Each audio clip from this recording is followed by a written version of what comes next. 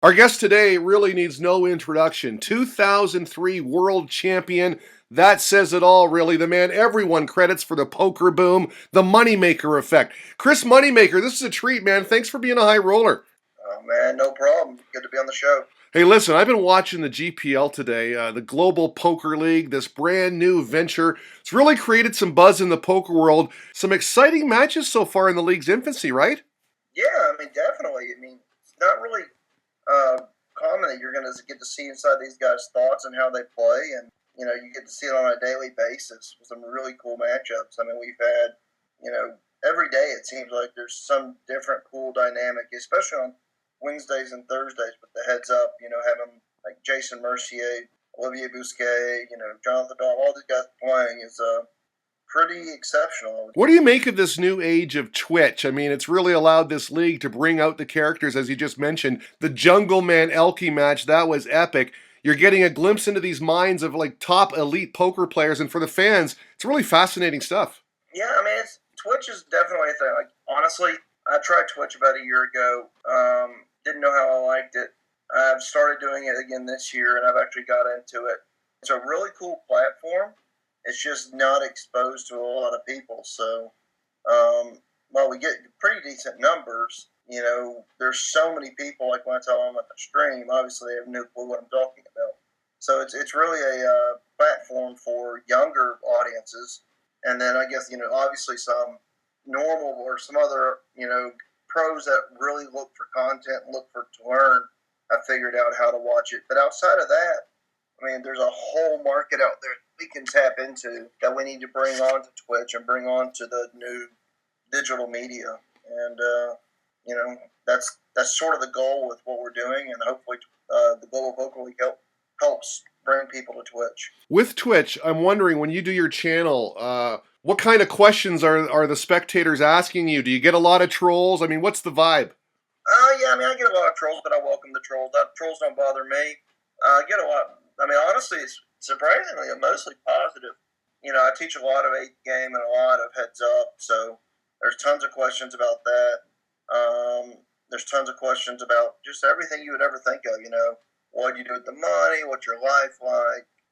Boom player hands. They want me to give hand. Just a lot of different. Every day's different. It's weird. I mean, I will say that I'm starting. I've only been doing it consistently for about a week. I'm back at home this week. It's tough because living in Tennessee, I can't find content to really put up there right now. But when I was in New Jersey, I did it for a week, and I started seeing the same people every single day, day in and day out. It was pretty cool. Spend 7 hours with these guys every day. So. Well, I got to tell you, I'm a huge Twitch fan. I follow a lot of players. I think it's fascinating content, and I did not know that you were doing a Twitch stream, so I'm going to follow you today. Well, yeah, a lot of people don't know. I mean, Jason Somerville's hosted me twice, and that gets insane. I mean, on a normal day, I mean, I went from when I first started, I was getting like 30 people watching, which I think most of those were Twitch employees, to getting 100 is what I was averaging ballpark. And then, Jason Somerville would host me, and all of a sudden I get 2,000. And it got really, really nuts and really insane. But it's been fun. It's definitely been a learning curve and a growth curve. But I'm looking forward to doing it more. I don't know how, Jason does it with that much going through chat. But, at the same time, I've managed with 1,000. It's tough to talk strategy, answer questions, and be current in the games that you're playing. But it's a skill set I'm trying to learn, and hopefully I'll get there. What do you think the old timers would think of Twitch and the fact that these top level players, yourself included, are giving away secrets of the game? Oh, they would hate it. They would hate it. It's criminal. I mean, giving away all this free information, in this day and age, poker, I mean, it's really amazing that you can go on and watch some of the guys that are streaming giving away the information they're giving away. I mean, this stuff they're giving away, used to either not be able to be found or, you had to pay for it, whether from a training site or a book or something. You wouldn't be able to get in the mindset of these guys that actually. I mean, I think Twitch is probably the most advanced training there is out there. Period. I mean, you actually get to sweat the guy in real time. and learn his thoughts. Like, you go read a Phil Hellmuth book, and, a lot of the stuff he writes, he doesn't really play that way all the time. I think Farhan Hold'em had something like that, don't do this unless you're Sam Farhan. It was like a lot of the book. I thought it was quite funny back in the day, and I think there's been other books like that, I don't really play this way, but you should. And on Twitch, you actually see how people play. You watch the game, and it's not masked. It's real. So I think it's probably the best thing out there.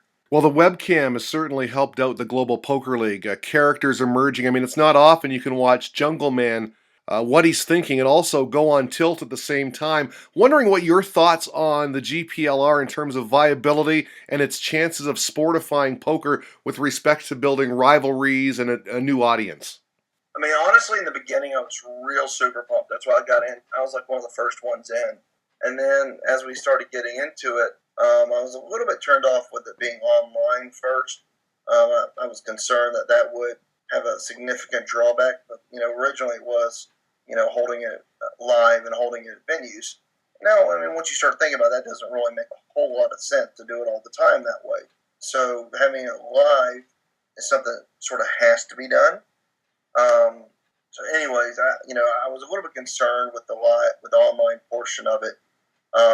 But that being said, the way that they've done it and they are listening to the customers, adding webcams and changing the way they do things on the fly, I think it's going to be a good formula, and I think it's going to be well received. And the fact that, again, like you can see Jungle Man playing a no-go is, where you're getting both of their insights, both of their plays.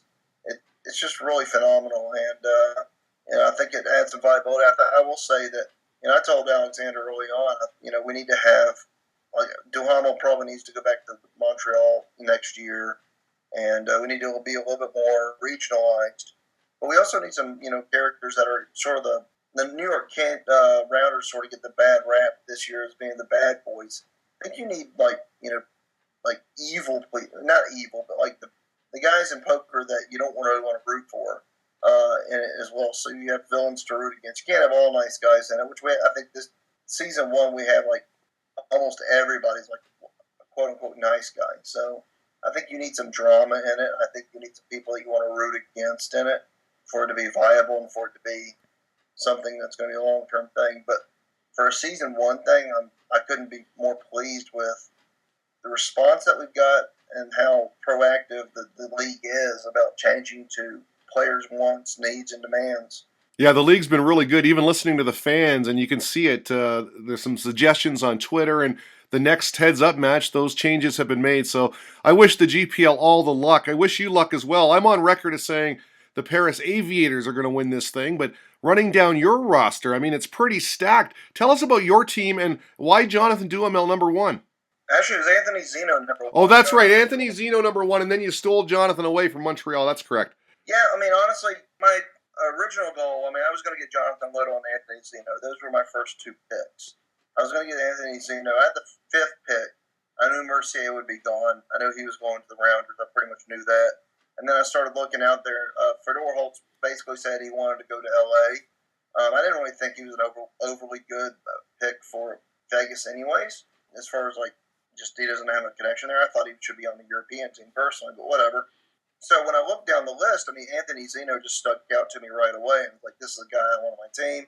I knew him from, playing with him, obviously. He's got a great personality. He's fun, and he's a hell of a poker player. And he's one of the top sickos. So I knew I had to get him first. And then I wanted Jonathan Little. The guy probably works harder than anybody else in poker with as much content and coaching that he does. He's one of the most vocal guys. So I think the league really needed someone like him. So that was my cornerstone that I was going to go with. And then, honestly, I was looking at going like an underdog role, guys that couldn't play 25Ks, 10Ks, but were good enough to be in the top 1,000. After sitting down and talking with Jonathan and Anthony, we sort of went a different route. We went a media route, people that are going to have good media pools that are well-liked. We knew that a lot of this stuff was going to be on video and reported. And we wanted the people that were going to be the most well-spoken and bring the biggest fan bases in. So honestly, when we got to our second round, we started looking who was available. And, I'd known Jonathan for a long time. And obviously, he fit real well with the Montreal team. But he also won the World Series in Vegas. He's a hell of a player. He's very well spoken, very well liked. I just thought he would be a really good fit for our team. So we chose going into the first round that we were going to get him in the second. And then Jake Cody sort of fit the same bill, too. He really likable guy, really, really smart, fit the format really well, winning 25K heads up tournament back in the day. I mean, Triple Crown runner. Both have very diverse fan bases, very unique people that follow them. And we covered a wide range of different people with our team. So, I think our team if you look at it up and down, it's more MTT grinders. But I think, every person on the roster can adapt and play six max and heads up and be very competitive. I think we've run a little bit below EV the first 2 weeks after Zeno. I think Zeno ran and played well, but I think Cody and Duhamel, had a pretty rough week the last 2 weeks. But, it's a long season, so that's good. I'll tell you what, the roster you've got is certainly stacked. I know you're a busy guy. The GPL's happening as we speak. Just a couple more questions. I can't let you go without asking about 03. I know you get asked about it all the time, but I'm wondering, all these years later, Chris, your thoughts on what happened back then. Was it fate? Not sure if you're a religious guy, but was it fate back then? And where do you feel your place is in poker history? I felt like it was a little bit of fate. I'm not really a religious guy, but, it felt like definitely a little bit of fate. Obviously, to go on the run that I went on, all the things that had to happen for me to win that tournament, it was just meant for me to win that year, And since that year, basically I don't say my life goal, but my job has been sort of try and grow the game and make the game as popular as possible and educate people that you don't have to be a professional player to enjoy the game. And, I would hope my legacy or how I'm remembered is someone that really enjoyed playing the game and did his best to try and grow it in any way he could. I'm not as vocal as someone like Negreanu may be. I don't get on there and just state every opinion that comes into my head. But I think if, something needs to be said, I'll be definitely one to say it and stick up for the players as best as possible and stick up for the game as well. But, I've always tried just to be myself. And, I do love playing the game. I think it's a great game, and I definitely see the benefits of it. Obviously, there are drawbacks with any kind of gambling, but I think poker is a special kind of gambling where you don't have the biggest of swings all the time. It takes a lot more skill, and that drives away some of the hardcore junkies that, might find blackjack or roulette or whatever a little bit more appealing because it's just an instant high. I'm the biggest poker junkie in the world. I consider myself that, and you really have been a top poker ambassador. I'm not sure there's any better, really. I mean, you've been out there, you've granted me this interview, for instance, you've always been available to the media. So thanks a lot as a poker fan. So many people I've spoken to credit you with the reason they got into poker. That's a legacy. We had Dutch Boyd on the show, and he talked about that call you made against him with pocket threes when you said keep them low and the dealer obliged. He said, quote, I got to hand it to him. He made a hell of a call. Now, he's gone on to win 3 bracelets, but he was just one in a long list of absolute highlight reel KOs from '03. You took out some big names back then. Yeah, obviously back then the players pool was a lot smaller. We only had 839 people. And, I would say the general public didn't know many of them back then, but they grew to know quite a few of them through the next couple of years. Over the course of the next couple of years, I would say, the general public probably knew maybe 100 of them. Where in today's game, I think the general public might know 20 players at best. I'm talking like poker player public. General public probably knows 0 poker players, maybe 3 or 4 poker players by name. I would say it's such a small portion of the population actually knows any poker players. But back then, if you followed poker, you definitely knew more of the field than what you do today.